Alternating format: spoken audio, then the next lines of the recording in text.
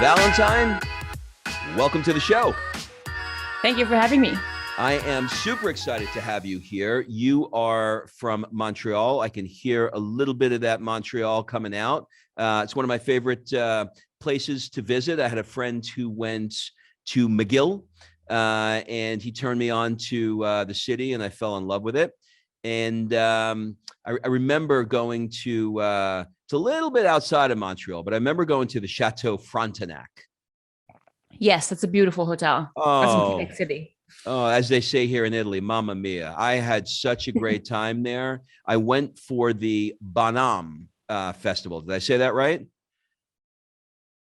It's like the Winter Carnival. The Winter Carnival, yeah. And so I remember everybody had caribou wine that was put into these little plastic snowman canes that we walked around, and we took a hit of wine to stay warm as we looked at these magnificent castles that were there. So I loved it.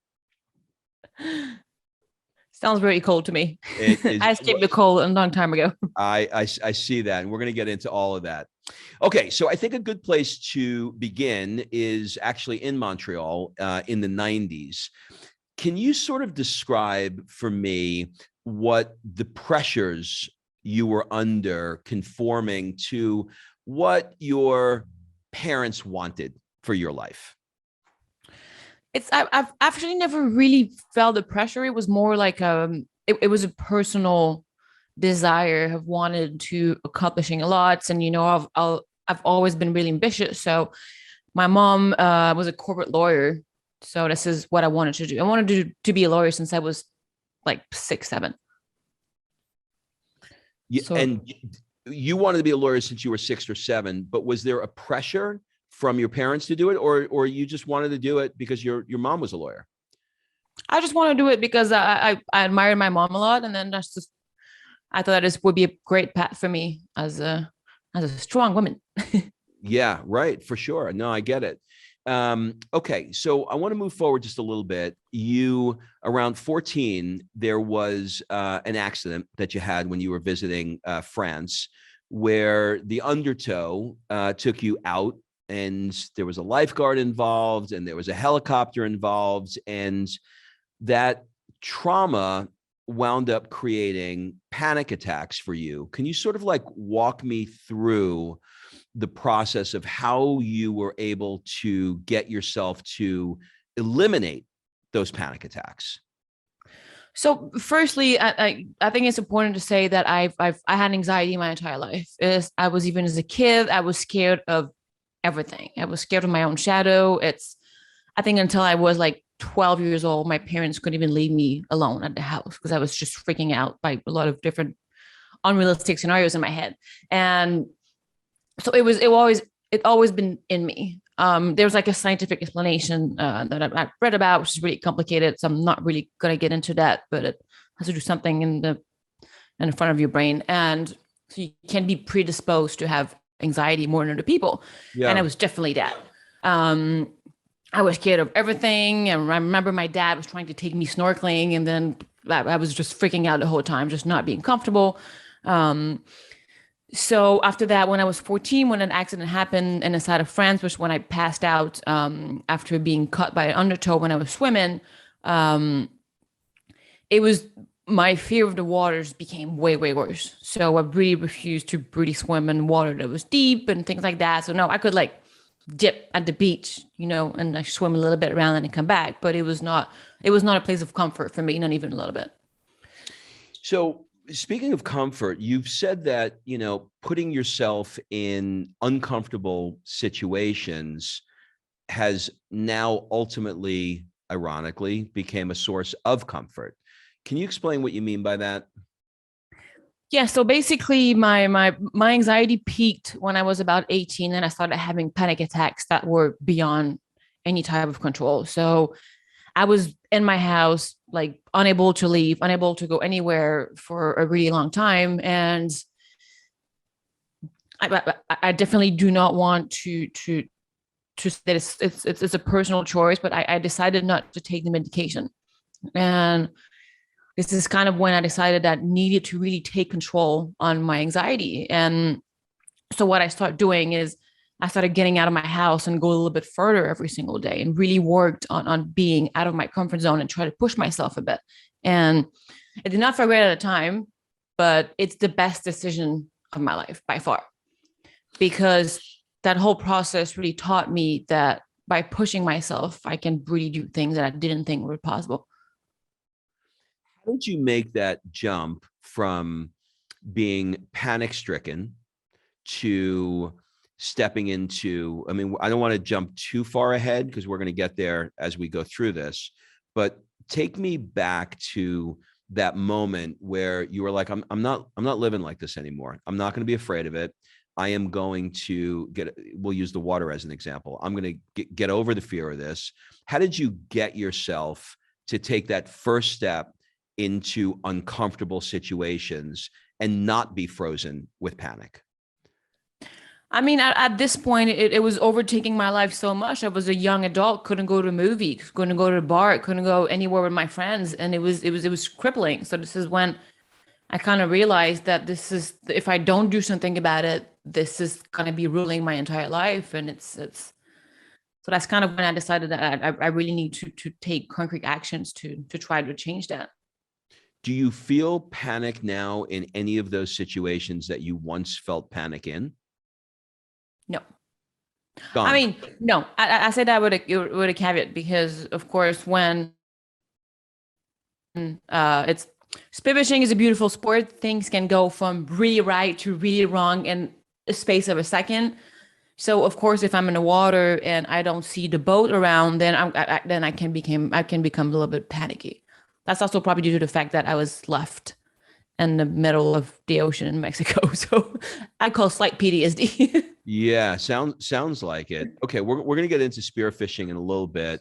I want to talk about law school for a second. In 2010, you decided that you were gonna go to law school, and you graduated from Montreal. You became a lawyer, and you sort of thought, I don't know if I want to do this. And then you went to London, and then in London, you said, okay, I'm going to be a lawyer here. And then you graduated law school in London, and you're like, I don't think this is for me. So eventually you decided no lawyer, even though, you got educated in Canada and educated in England. Looking back on that time in your life now, what was going through your mind? What were those struggles for you doing this 2 times and then saying no? The struggle for me was kind of really having this longing feeling that I didn't belong where I was, and just really not understanding why I wasn't fitting anywhere. I wasn't fitting in the office and stuff like that. And then I just couldn't understand why.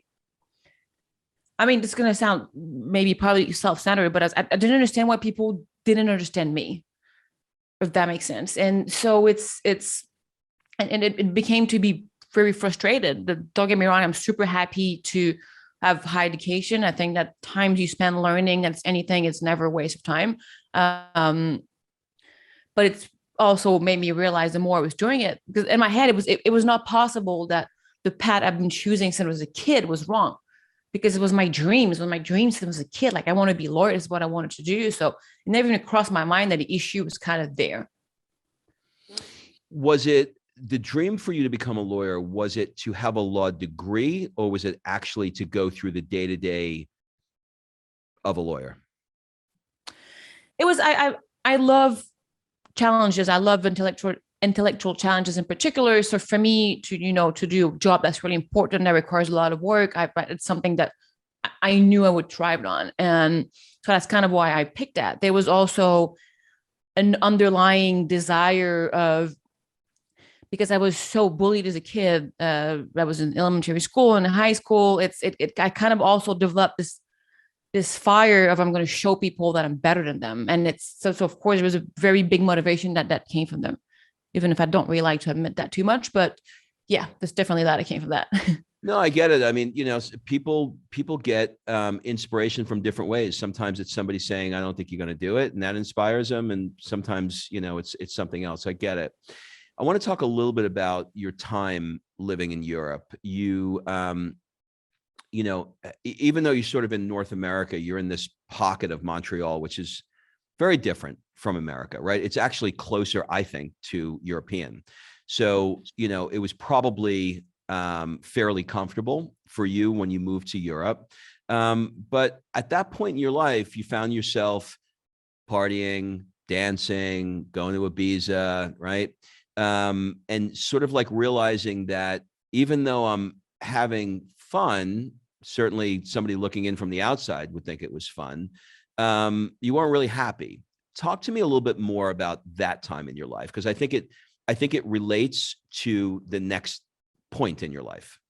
Yes, definitely. I landed a good job. I was making good money, and there was nothing to make me unhappy. Like, I made a lot of friends in London, and I was eating in the best restaurants, and I was, again, partying in Ibiza and in awesome locations. And so it was a very good life. But through all those years, the thing that I remember the most is how I was trying to talk to people, especially that I already picked up spearfishing.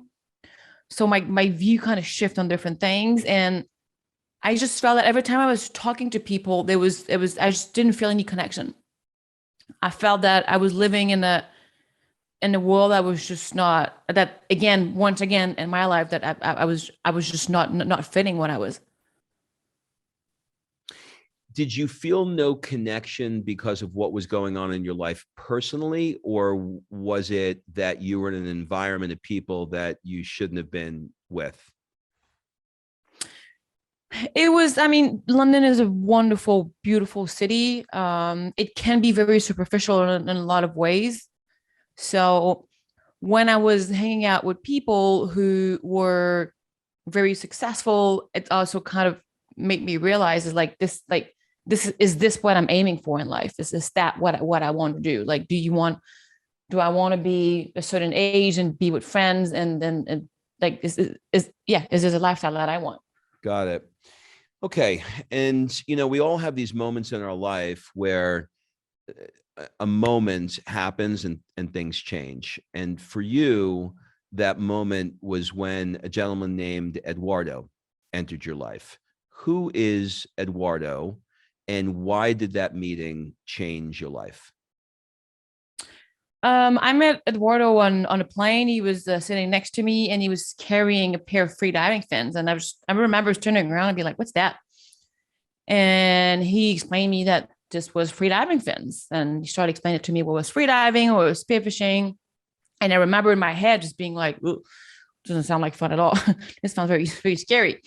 And we exchanged contacts, and then he said, "Oh, you know what? Let's meet when we both come back to London." It was actually a flight for Ibiza, and he said, "I'll tell you all about it." So I said, "Yeah, sure, no problem." And then I met him back in London, and then he introduced me to a bunch of his friends who were all into spearfishing, and some of them were going to do a freedive class in Egypt, and he pushed me really hard to go and do that class, which I did. And it was all right. I liked it. It was something really different, and I didn't feel too panicky. I was kind of fine in the water. It was very frame, I stayed. He had a lot of instructors in the water, so we were very safe. And then when I came back, that's when he told me, "Well, we're going on a big spearfishing trip in 2 or 3 months, and I think you should come." And this is when I realized, I said, "Okay, this is going to be something really different, because I needed to train for the trip. I need to explain me a bunch of different things, such as, so you're going to be dropped in the middle of the ocean. It's going to be like 100 feet deep. And then you're going to have to like do drops and come back and have a spear gun and try to shoot something. You drift them, like you're drifting far away from the ocean. The boat is following you." I was like, "Oh, fuck no. That sounds so awful. There's no way I want to do that." Then I don't know how, but probably my FOMO just kicked in so badly, and then I decided to go anyway. And I ended up really liking it. I was not comfortable at all in the water, but the feeling of catching a fish and cooking it after, oh my God, that changed my life completely. So you had if I was on that plane in Ibiza and this guy had the spearfishing thing, I would have personally no interest. I'd be like, "Fuck no, that sounds crazy to me." But you didn't have that reaction. You had a oh, this is interesting. And maybe I will follow up with this and I will look into it. Looking back now at that meeting, what do you think was it that made you interested in that? Because it could have been 9 other people sitting next to you with somebody, playing with a bagpipe. And you're like, I don't want to play bagpipes. You know what I mean? But that thing piqued your curiosity. Looking back now, why do you think? My life revolves around food. That's my passion by far. So because it involved coming back home with food, I was like, that could be interesting. You could just go to the grocery store though, right? You don't have to actually go get a spear. But I'm assuming that it was the challenge. It was different. It was interesting, warm water versus where you grew up in Canada. I'm sure there was a lot of other things that were in there. So I want to ask you a couple of spearfishing questions. Forgive the rookie questions. I have no idea about spearfishing at all. When you go spearfishing, how far down do you go in the water to begin? Well, it depends on the spots. It depends on what we were hunting for. It depends on a lot of things. With my friends here, normally we tend to stay between 65 and 90 feet, something like that. Okay. And is there any sort of is there oxygen tanks that you're doing? Is it a free dive? No. There's no oxygen tanks. So you're going down. Okay. So I told you it was a rookie question. Sorry. I prefer not to do research on this because I want to ask questions that the audience would ask. So you have no oxygen. How the hell do you get down 90 feet without any oxygen and come back up? I'm having a panic attack just talking about that. How do you do that? So basically you are holding your breath, and it sounds like it's something that's hard to do, but it's actually very easy to do. And I think it's just really about getting yourself comfortable, because it's very mental, right? The reason it's mental is because when you're holding your breath, you're not exhaling CO2, which means that CO2 is accumulating inside of your body. And this sends a signal to your brain that you need to breathe.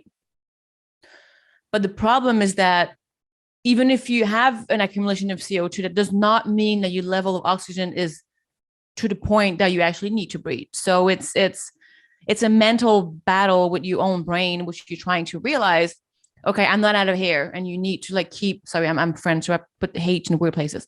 That's funny. My friend from McGill, we were at that hotel there, and the guy said, sir, you have to get to the Hutter side of the street. And I was like, why do they keep putting H's in everything? He's like, that's what they do. We put H's when we're not supposed to, and then we take them out where there's one. So it's like, I'm blowing my air with hair. It's like, we're weird. We're just, that's a French thing. Got it. Okay. So now you go back to the CO2.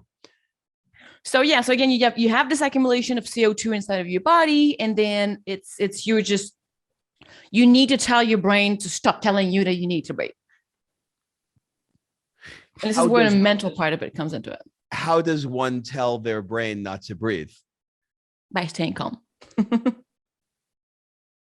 Okay. So if you're down 90 feet, and when you're down 90 feet, and you're like, oh shit, I got to breathe. How the hell do you go down from 90 feet to the top of the water to get a breath if you need a breath? Well, you have to calm down, and you just have to slowly fin your way back to the surface. But there's no risk of passing out? So the biggest risk in spearfishing is what you call a shallow water blackout. Shallow water blackout is basically you coming back to the surface. And the big difference between freediving and scuba diving is that your lungs are actually shrinking as you go down, right? Because there's no liquid in it, which means that there's just room for compression. So you're going down at 90 feet, your lungs are tiny, tiny, right? So when you're coming back up, then your lungs are expanding back, and then they go back to normal size. Difference with scuba diving is that when you're scuba diving, because you're breathing, your lungs stay the same thing, which is why you need to stop when you go back, because you don't want your lungs to explode. Free diving, you don't have this problem. You can go up and down as much as you want because your lungs are adapting to the water pressure. I understand. So, and basically when your lungs are small and you're coming back to the surface, when your lungs go back to their normal size, your percentage of oxygen gets down really quickly. So this is why it can get dangerous to pass out when you're at the surface. In the last 10 meters, 30 feet. You can do meters. So I'm in Europe now, so I'm getting used to it. So what's the furthest you've ever gone down? 170 feet. 170? Yes. Okay. So for reference, am I assuming that that's like a 18, 19 story building? I could not answer that question. I think every I wish I had Joe Rogan's Google guy here right now, but I think that every story floor is 10 feet. So that's almost that's insane. Okay. Have you ever had a panic attack while you were down there? It did happen that I get a little panicky. Actually, I did have a blackout once. Okay. Tell me about that. What happened? I was in the Bahamas and then the water was really clear. I saw a big fish that was down maybe like 85 feet and I took a drop without breathing up properly. And I remember I shot the fish, missed it. It was a what do you call it, pole spear. So it was like, I just like reloaded a pole spear, chased the fish again. And then I was like, I've been in the water for a really long time and I'm really deep here. And I started getting a little panicky. The thing is, when you panic, is the air kind of comes out of your body pretty quickly too. So it's, and I just remember finning, and I knew I was going to pass out. And it was really about, I was just freaking praying. I was like, I hope my body's watching me. I hope he's watching me. Because this is why it's so important to always be two when you dive. And it's easy to find a dive partner who's busy in a fish that way and then another one that goes that way. You really have to watch each other, because a situation like that, when you're distracted by a fish or anything, I knew I was going to black out. And I knew that if the guy, the surface one, is watching me, then my chances of dying was really freaking high. So it was you rely on the person you're with so much, like your life depends on it. And that's why it's so important. A lot of spearfishing accidents, sadly, they're very experienced divers. They're very experienced divers because they disregard very simple safety tricks. And I've done it. I've done it several times. What's like that time? Breathe up properly before you go down. It's a no-brainer. Breathe up properly. Doesn't matter if you have the biggest fish ever. Breathe up properly. Otherwise, your life is in danger. And I almost died because of it. Say that sentence again. Breathe what properly? Breathe up? Breathe up. So basically, a breathe up is when you're laying down at the surface and you're breathing to slow down your heart rate. So you're basically making sure that your entire body slows down, which means that you're using less oxygen. Okay. What's the longest amount of time that you were down under the water? Well, this breath hole was 545, but I was just laying down at the surface. So it's kind of floating face down type of stuff. But not breathing not breathing. Yeah. For almost 6 minutes. Yeah. Okay. God, there's so many questions. I don't even know where to begin. When you're going down there, you've got the spear gun in your hands and you're slowly descending down to a certain level.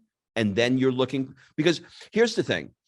When I'm thinking about, like, I keep having a scuba diver in my minds that you're like going down and you're looking for, I don't know, lobster, a scuba diver might get lobster. You probably wouldn't, but I'm having to wrap my brain around you going down, having no air for minutes at a time, having a spear in your hands, and now starting to look for fish to hunt, right? Do I have this right? Is that what's essentially happening? Yes. Like, I wouldn't want to do it with an oxygen tank. I can't imagine the pressure of not being able to breathe down there. Okay, but you didn't start off doing 5-minute breath holds. You started off doing what was it? 20 seconds, 30 seconds in the very, very beginning. Yeah, probably like 45 seconds a minute, something like that. Okay, I so remember. we're going to get into. I know that you've got a program on this, so we're gonna move into that in a few minutes. So for people that are listening that are like, I'd love to expand on this. I got Wim Hof's breath program, and I started, messing around with it. And a 50 or 60-second breath hold for me, I started seeing like spots. What is that? Like, why for just a minute am I like feeling like I'm going to pass out, but yet you're able to get yourself to go almost 6 minutes? So firstly, Wim Hof does hyperventilation, which is very different. Breath holding with hyperventilation is super dangerous in the water.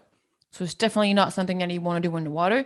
If you're doing it on your couch, there's no really danger, because if you pass out, well, you're going to be on your couch.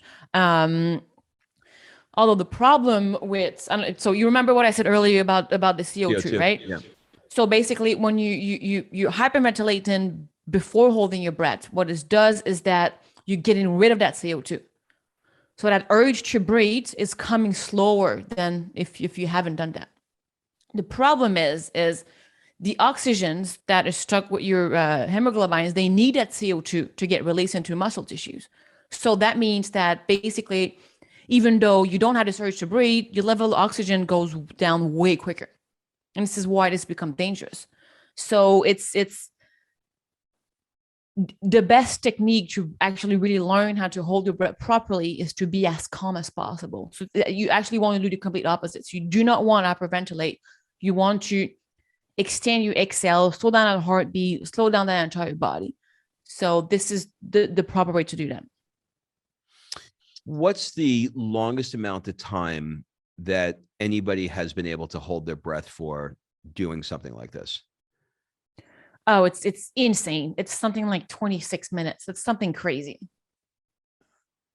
What are your goals? Like where do you want to go from here? Like, I don't mean goals in general. I mean goals specific to spearfishing. Like, is it, I'm trying to put myself in the body of a spearfisher, because we always want to, as a human being, we always want to, go to the next level, right? What's like the next level for you look like?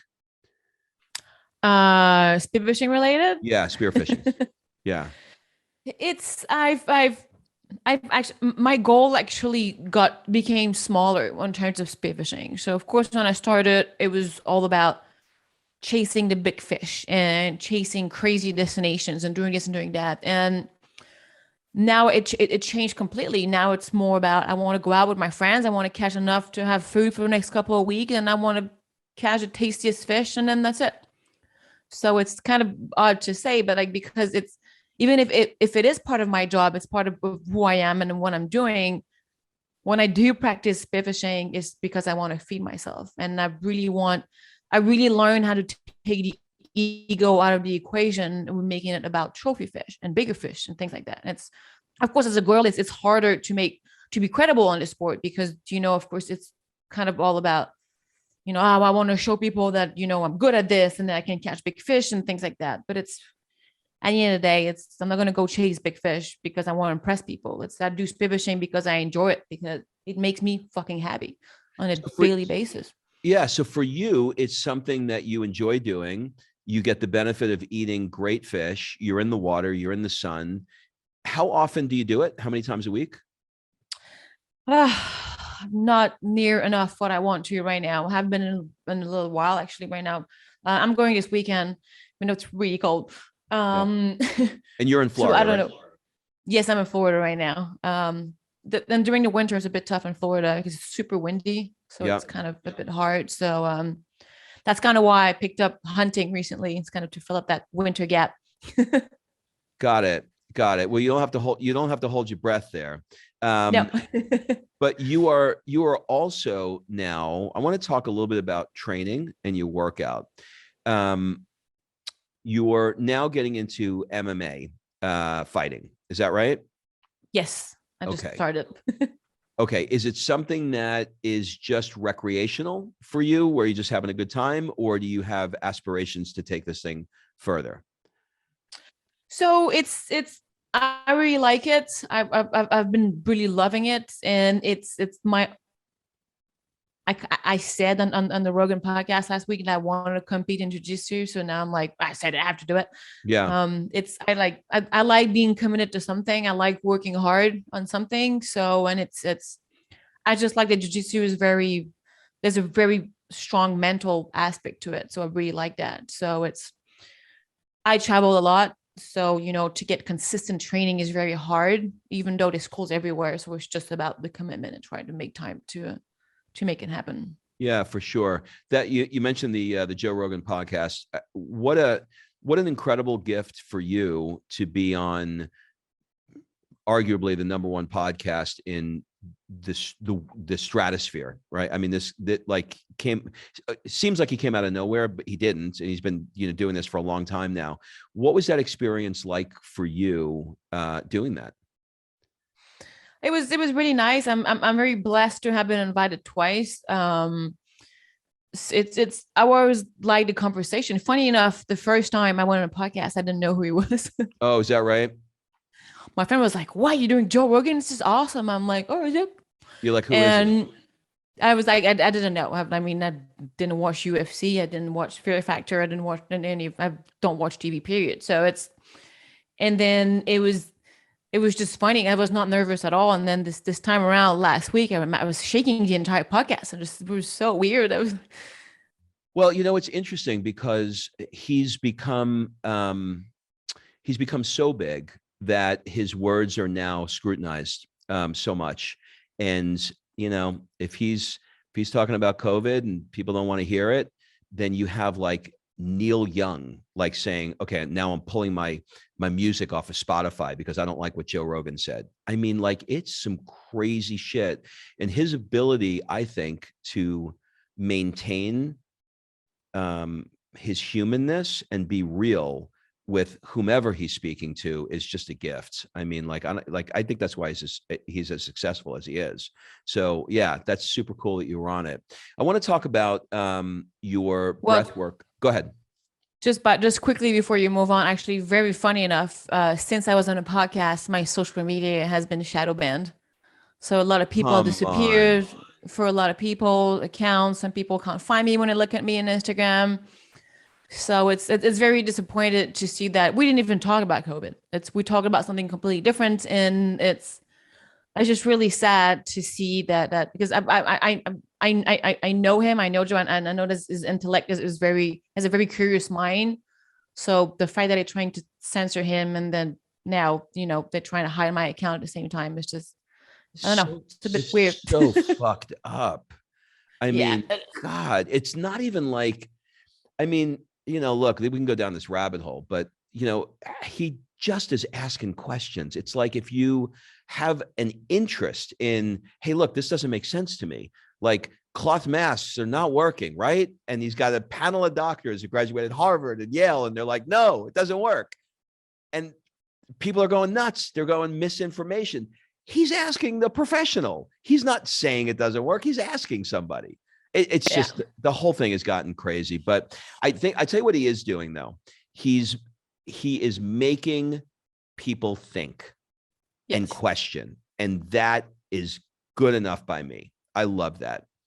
Okay. Tell me about your breath work program, because I think people listening now, me included, I am getting older, 55 now. I'm halfway through this game, and I want to do everything that I can do. I have a 7-year-old daughter, and I want to do everything that I can do to keep myself in great shape. And I'll tell you something. I wasn't diagnosed officially. I did the test with COVID. I felt like shit 2 weeks ago. I couldn't get out of bed. And I had my antibodies checked, and my antibodies were through the like crazy numbers. So the doc looked at it and said, for sure, even with vaccination, with these numbers, you probably had COVID. And going through that time, I never, ever thought about my lungs in my life. Like never. I just breathed, you know? But when I went through that and I was coughing and having difficulty breathing, I realized if I was somebody who had comorbidities, you know, if I had diabetes or I was obese or God forbid, whatever, I don't know how somebody would have survived it, because I was like dying, like really, really bad for 4 or 5 days. And it made me think, I want to do more for my wins, my aerobic capacity. I need to improve it. I'm not happy with my level of fitness in that regard. So tell me about your breathwork program, sort of relative to what I just said with my experience. So basically, I think it's very important here to mention that there is a vast majority of people who breathe wrong in everyday life at rest. So of course, that also translates to physical exercise. And somebody like me, my example, I'm not fit when it comes to cardio. I hate doing cardio, so I don't do it, which is terrible. But so basically, a lot of people breathe through their mouth and using their chest, right? Which is a bad way to breathe, because basically most of your lungs are below your chest. So you're not using maximum capacity of oxygen. And sorry. Sorry. And then it's when I exercise, by example, it's when I run on a treadmill, like something super simple. What I try to do now is I could barely do 10 minutes before. And then I started switching and then really breathing through my nose when I was running until I can't anymore. And when you can't anymore, what you still want to do is you want to inhale through your nose and exhale through your mouth. And just by doing that, my run passes from 5 minutes to 30 minutes. And that became really easy, just because I finally had a way more efficient way of breathing when I was doing it. And then it's you really realize that nose breathing while you exercising is another level of fitness, like completely other level of fitness. It's not easy. I played a little game once. Some trainer had recommended that I just close my mouth while I was running. Holy shit. I looked at my my heart rate monitor, my Whoop, like everything. I did half of what I could normally run with my mouth closed. Like, it's unbelievable. So your program then will walk them through. Give me a little bit more information about the program. Like, how does it work? Is it like module? Is it video? Is it an app? So it's a web app. So it's called Superhumans, and there's different segments, there's different courses. So we have Super Calm for breathing for stress and anxiety and panic attacks and stuff like that. We have Super Mind, which is how to breathe to stay focused and let's say before you enter a big meeting or or a ring or whatever you're about to do. So it's kind of like Navy SEALs type breathing. We also have a Super Hold, which is training on how to hold your breath properly, what to do before, what you do during, what you do after. So it's really walking through. So there's theory videos, there's exercises, there's different challenges. We have Super Sleep, which is also awesome. We developed a breathing method that lasts 10 minutes, which is making you fall asleep. And it's really, really awesome. So my business partner has insomnia for a very long time, and that he can fall asleep with it like pretty much every single time. So it's pretty good. And it's really kind of a very complete platform of how to breathe for different occasions. And we started during COVID. We were living in a caravan in the middle of nowhere, and we started giving free breathwork classes on Zoom for people to help with anxiety. So we did that for a few months, and the class were always fully booked and people were coming back and things like that. So that's when we decided to build this platform so everybody could have access to it, and a really wide range of exercises for different topics. Got it. So it's kind of contextual. If you need it for this, then you do that program. You want to do that, you do this program. So it's not like you have to go through modules 1 through 20 to get an education. You just sort of pick and choose what it is that you need, right? Yes. It's subscription based. So you can basically, if you get access to the platform, you get access to everything. We also do have a part at Super Boost that's, about that hyperventilation, Wim Hof style of stuff, which is a little bit lower. Or like Wim Hof is a little bit too intense for me. So it was like a little bit, we do have different type of style too, but yeah. Yeah. I mean, he's, listen, I feel like you can't say anything about anybody these days, but like, he's great. It wasn't for me. Wasn't for me. But I don't know if you know this. There's a new movie out. I forgot the celebrity, but they're doing the Iceman movie, and it's some No really, way. yeah, it's like, it's not like Brad Pitt, but it's like somebody like Brad Pitt that's playing him. Like I think it's an English actor. I just saw, I was like, holy shit, this guy's got big. I feel it should be like Jason Momoa or something. Somebody, you Google it. Somebody will send me an email. Okay, as we wrap up, I'm going to ask you some questions that are going to feel like, why is he asking me these questions? Just roll with me. What do people often get wrong about you? People often think that I'm a bimbo who can't do anything. Really? Yeah. I would absolutely not think you're a bimbo, not for 1 second. What is one thing that you have not gotten to in your life? And if you don't get to this, you're going to have a lot of regret. Settling down. Did you say settling down? Yeah. Got it. Okay. What is one rule that you have for yourself that you're never going to break? Always be true and authentic to who I am, and always treat people well. What new behavior in your life has most improved your life? What? Can you repeat the question? Sorry. Yep. What new behavior or habit has most improved your life? Like, I just started doing this thing, and I got to tell you, like, I just started transcendental meditation. I have this new habit, this new thing, this new behavior, and it really has changed my life. I wish I could answer waking up early, but that's never going to happen. So, what time do you get up? 9. Not you're a 9 o'clocker, but what time you go to bed? Like midnight, 1. Yeah, I get it. I'm a night owl. I like working at night. That's when I'm the most efficient.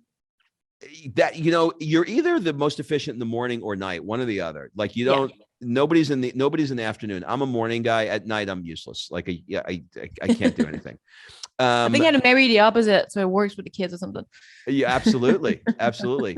What is an unusual or absurd thing that you love? I mean, aside from spearfishing, what is an unusual or absurd thing? Somebody be like, you like that? Oh, that's a good question. I like eating at the restaurant by myself. That is unusual. In 400 podcasts, I've asked that question 400 times. I've never heard that answer. Wow. What is it about? Are you a loner type person? So I think that makes me an introvert, I think. Uh-huh. So I relax when I'm by myself. So I love going to the restaurant, bringing a book, ordering a glass of wine, a good meal, and just having a good time. And just relaxing and just eating alone. Yeah, that's it. I mean, that's classic introvert for sure. The extrovert would do the opposite. The extrovert would, if they had a stressful day, the extrovert would go to the bar at the restaurant and would try and have a conversation with the person next to him, and that would give them energy. I'm like you, where I feel like I'd be drooling in the corner. Like, if I did that, I get what you're saying. That's interesting. If you could spend 1 month anywhere in the world, where would it be and why? Ooh, I'll spend anywhere that's warm, fishy, maybe with a beautiful beach. I'm not picky. Warm and fishy. That's interesting. Are there any positions or opinions in the last few years, or it could be way back if you want, that you've changed your mind substantially about, where you're like, I used to think this. I don't think that way anymore. I now think this. I used to think that I had to be liked by everybody around me, that it was very important for me that everybody around me understood me and who I was and what I think and my values and things like that. And the more growing up, of course, now I realized that you can be the sweetest and most orange peach in the world. Nobody likes freaking peaches. No, you're right. You're right. How old are you? 34. When you hit your 50s, it is the most freeing thing in the world, because you don't give a fuck. You just It does. Not only do you not give a fuck, you're proud of the fact that you don't give a fuck. Do you know what I mean? That's so great. It is freeing. It just is, trust me, it is one of these things that just comes with age. You ever see like the 90-year-old lady that just is like saying the most inappropriate things and just doesn't care? You know, you Betty White, right? You're just doing whatever you want to do. With every level of success comes a new devil. What are you currently struggling with? I am struggling with wondering if the spotlight is really something that makes me happy in life. It's not, I've never seek being under the spotlight. And the more I get successful in what I do, the more I'm getting it. Sometimes it's make me uncomfortable. So I'm wondering if should I keep going doing this thing. And I like the fact that I can help younger girls who's been through the same thing as me, who's been bullied, who struggle with anxiety or self-esteem issues growing up. And I want to help people so much, but I don't like attention. So it's a very weird battle between. Yeah, I get that. I totally get that. I mean, you know, if you think about the person that's listening right now who is having a panic attack and they're hearing something that you said that's giving them hope, that's saying, not only can I not get rid of these panic attacks, not only can I not get over the trauma that I had, you know, in the ocean, but I can actually figure out how to be somebody that can hold my breath for 5 minutes and wind up on the Joe Rogan show. Do you know what I mean? Like somebody somewhere is getting it. So I think focusing on that has value. Who has had the greatest impact on your life? My mom. If you could narrow it down to one thing that has the greatest impact on your success, what would that be? Joe Rogan podcast. I bet. What is the piece of advice that you find yourself sharing the most? Do what the fuck makes you happy. It's a great book. Have you ever read the book, Do You? No. Great book. It's a great book. Really because good. I like to say that to people, because when I decided to quit everything to spearfish, there's not a single person around me and I was like, that's such a great idea. Everybody That's was great. like, what are you, like, are you mental? You're quitting everything to do what? You have 7 years of university to do what? To spearfish? What the fuck is wrong with you? Yeah, right. Do you collect anything, or have you ever collected anything? Gear, spearfishing gear. I'm a disaster. I have so much of it. You got a lot. Listen, I mean, women have a lot of shoes, right? So that's sort of interesting. I also have a lot of shoes. You have both. Don't touch my shoes or I'll spearfish it. This one's going to be a brain twister. So see if it makes sense to you. What do people never ask you, but you wish they did? They never ask me this. They ask me about spearfishing. They ask me about Joe Rogan. They ask me about law school, but they never ask me about this. It's a good question. People,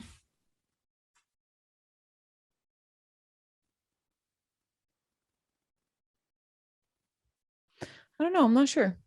Okay. I guess people rarely ask about what people's fears are.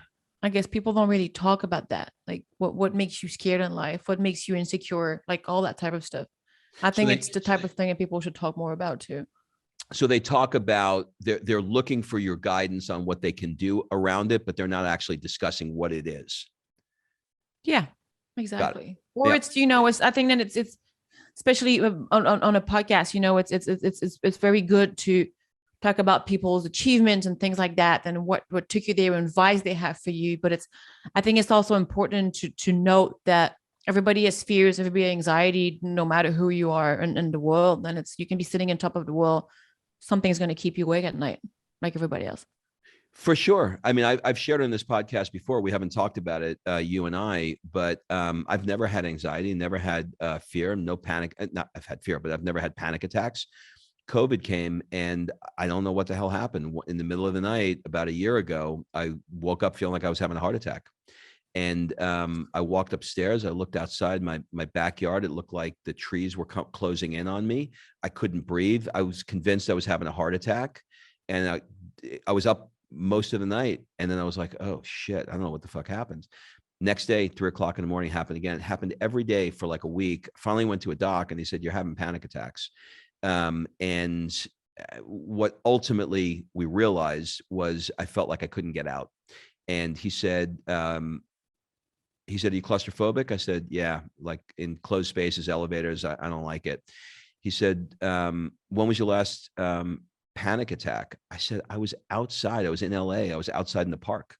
And they're like, well, tell me about it. And I said, well, they had the police tape, and they were closing the park off because they weren't allowing people for COVID to play in the park in LA. And he said, so let me ask you this. If you wanted to escape COVID now, where could you go? And I was like, oh. He said, like, get on the plane, try and get out of this. Where are you going? And I went, I don't know. And it made me realize that claustrophobic feeling, even though I was outside in the park, represented for me, I can't go anywhere, and I'm stuck with this. So you're right. I mean, like, I didn't know that was going to happen, and anything could happen. So talking about it makes a difference. All right. 2 more questions. What is your guilty pleasure? Food, fat food. Fat food. Not I like the food. fat, and I know I like the fat in the steak. Because I know it's bad for you. This is disgusting. I munch on the fat and then I spit it back, just so I can taste it. That is pretty weird. Fat food. I like fishy places and fat food. I'm a simple girl. Yep. Last question. We're going to change it up a bit. What one question would you like to ask me?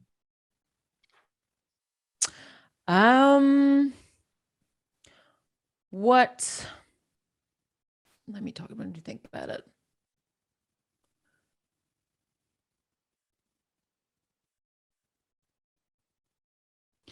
If you can tell people a big mistake that you learned into your life, what would that be? I think it's piggybacking on the do you thing that you said a minute ago. I think we have all these shoulds, right? I should go to law school. I should do this. I should do that. Before you know it, you're shooting all over yourself, and instead of truly asking yourself, what is it that lights you up? What is the thing, doesn't make sense to anybody else, but what is the thing that when you do it, you get that thing, that feeling, that there's a calling, there's something that's making you drawn to it. It doesn't make sense. You don't know why, you don't know how, but it's there. And there's a small, still whispering voice that keeps whispering and keeps coming in, and you ignore it and it keeps coming in. To listen to that voice, because I spent a lot of years not listening to it and thinking that I should be doing this, or I should be doing that, or this makes sense for me to make money, or this makes sense for me to do this, but not from passion, because I either talked myself out, like, yeah, I could do this, but I'll never, I'll give you an example. I love house music, right? I love it. I don't know why. It's hypnotic for me. Like that whole Ibiza kind of vibe. Actually, ironically, I was in Ibiza, staying at this place called the Ushuaia Hotel. Do you ever hear of the Ushuaia? Okay, so you know what I'm talking about. So if anybody listening has no idea what I'm talking about, Google it and you'll understand why we're smiling. It's this big, giant U-shaped thing that is facing the water, and the world's biggest DJs, from Tiesto to Avicii when he was alive, and Swedish House Mafia when they were together, would play. And it's sort of everything that you think Ibiza would be. But I fell in love with watching what these guys do on stage and being able to take multiple songs, put them on top of each other, and make an entirely new sound and move the crowd. And I was probably in my mid 40s at the time. And I was like, I think I want to be a DJ. And my wife looks at me and she's like, what the fuck are you talking? And I said, I think I want to be a DJ. She's like, what do you want? I was like, I don't know what I want to do with it, but I just think I really want to learn it. So I went back and I went to the hottest club. I was living in Atlanta, and I asked the GM, who's a friend, if he would connect me with a DJ who could teach me. And so the guy comes over to my house and he's like, so what do you want to do now? And I'm like, I want to be a DJ. He's like, how old are you? And I think I was 45. And he's like, well, what do you want to do with it? I'm like, I don't know. I just want to learn. So I just want to try. So I bought a shit ton of equipment, and every week he came over and he was teaching me how to do it. One thing leads to another. And then before I know it, he said to me, he said, hey, look, you're getting good at this. Would you ever want to play in the club? And I'm like, oh, no, like in a nightclub. He's like, yeah. I was like, I don't know. Calls me up next week and he says, the DJ canceled. We need a guy. Do you want to do it? And I went, oh shit. So I sat for like 9 hours practicing my set. And I went, and it was every bit of the thrill I thought it was going to be. You know, That's so cool. I had 20-year-olds like fist pumping on ecstasy, like all night long. Right. That then led into me touring. And then we had a baby, and I was coming home at, 4:00 in the morning with my wife, with an infant. And so that stopped. But my point in answering your question is that what I've learned is to listen to that voice. It's not something I do anymore. It was a time, in my life. It was a few years, but I don't regret 1 second of it.